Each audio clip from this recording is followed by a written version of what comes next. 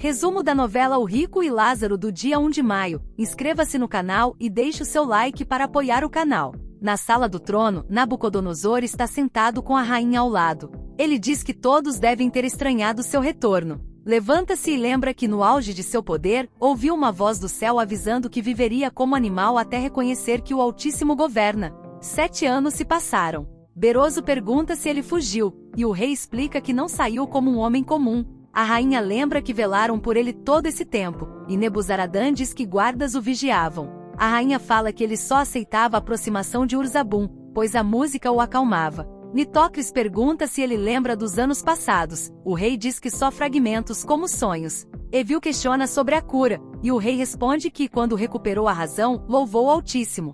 Beroso pergunta se o rei fala do Deus dos Hebreus. Nabucodonosor confirma e diz que ele é o único Deus verdadeiro, chocando a todos. Daniel fica feliz. Urzabum encontra Labas Marduk escondido e pergunta o que ele faz ali. Labas diz que está se escondendo. Urzabum quer saber do que, e o menino explica que tem medo de conhecer o novo rei, achando-o estranho, e que prefere Evil. Urzabum comenta que a mãe dele deve estar preocupada, mas Labas diz que sempre foge e ninguém o acha. Ele então pede para ver a flauta de Urzabum e tenta tocar. Urzabum, sorrindo, começa a ensiná-lo. Edissa conta a Joaquim que o rei voltou transformado, mas ele, chorando, diz que isso não muda nada para ele e pede que ela siga com a vida. Edissa insiste que o ama e que nunca o abandonará. Joaquim, desesperado, pede que ela o esqueça e se case com alguém que possa lhe dar um futuro. Ele diz que não tem nada a oferecer e manda Edissa embora. Ela sai e ele fica chorando. Enquanto isso, Darice derruba uma jarra e é insultada por Zabaia, que a chama de inútil.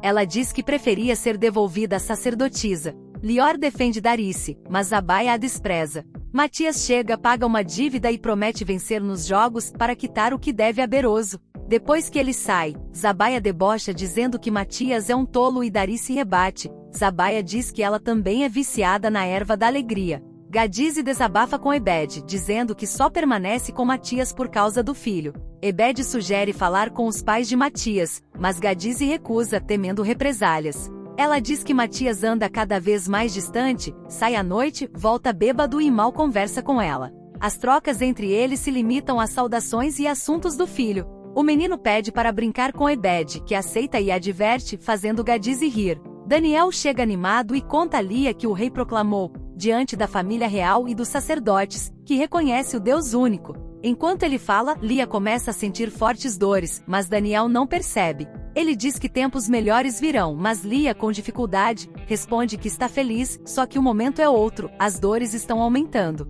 Daniel então segura a barriga dela, preocupado. Helga aconselha Fassur a pedir logo ela em casamento, mas Fassur prefere agir com calma. Helga brinca, perguntando se ele vai esperar mais 7 anos. Fassur teme a reação de Zack, mas Helga garante que ele não precisa se preocupar, pois Zack já superou Joana. Helga propõe que Fassur vá jantar na casa dela, e ele aceita. Quando Helga o beija, Zadok e Ravina, surpresos, observam. Zadok adverte que a sinagoga não é lugar para isso. Helga pede desculpas, dizendo que foi um impulso sincero, e convida Fassur para o jantar. Fassur, ainda cauteloso, comenta que as aparências podem enganar. O príncipe Axumai morre. Asher, chorando, fecha os olhos do príncipe Axumai, dizendo que ele encontrou a paz. Decide seguir o conselho dele, voltar à Babilônia para terminar o que ficou pendente, seja buscando felicidade ou vingança. Ele leva o corpo do príncipe e, pensativo, segura a ponta de flecha. Enquanto isso, Nebuzaradã diz que o rei enlouqueceu. Samu acha que era melhor ele ter permanecido como animal. Beroso vê o rei renegando seus deuses como um sinal do fim dos tempos. Rabissares tenta amenizar, dizendo que talvez seja apenas medo depois de tanto tempo isolado. Nebuzaradã e Samu discordam, prevendo rebelião.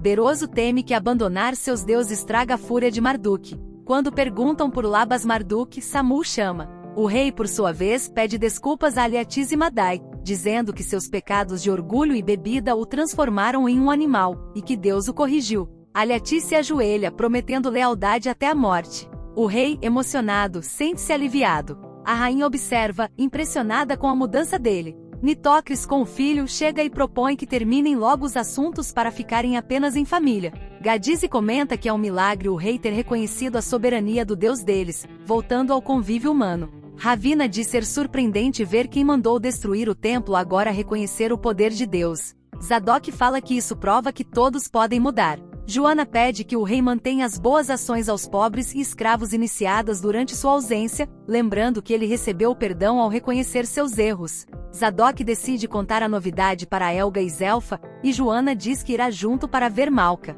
Um pretendente chega para Dana trazendo flores que ela elogia. Enquanto isso, Urzabun toca flauta para as crianças. Rebeca comenta que ele conquistou pequenos admiradores. Manu elogia sua música e Labas Marduk pede outra canção. Urzabun diz que precisa ir, que estava esperando apenas por Rebeca. Samu Hamat chega, irritada, dizendo que Labas deveria estar em seus aposentos. Urzabun assume a culpa por ter distraído as crianças com a música. Samu despreza a flauta, dizendo que Labas será um grande homem, não um tocador. Urzabun provoca, perguntando se grandes feitos seriam como os dela. A tensão cresce e Rebeca sugere irem embora. Urzabun, triste, aceita.